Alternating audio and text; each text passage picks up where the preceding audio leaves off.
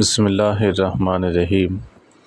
رسول اللہ صلی اللہ علیہ وسلم نے ارشاد فرمایا کہ وہ شخص مومن نہیں ہو سکتا جو خود تو پیٹ بھر کر کھائے مگر اس کا پڑوسی بھوکا ہو۔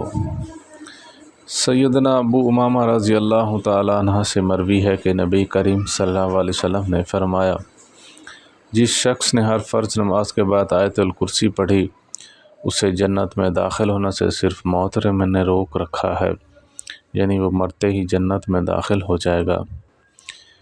نبی کریم صلی اللہ علیہ وسلم نے فرمایا، صرف 3 جگہ پر جھوٹ بولنا جائز اور حلال ہے۔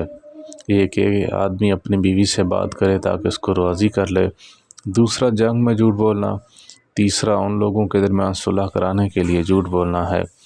اللہ تعالی ہم سب کو نیک کام کرنے کی توفیق عطا فرمائے۔ وآخر دعوانا الحمد للہ رب العالمین۔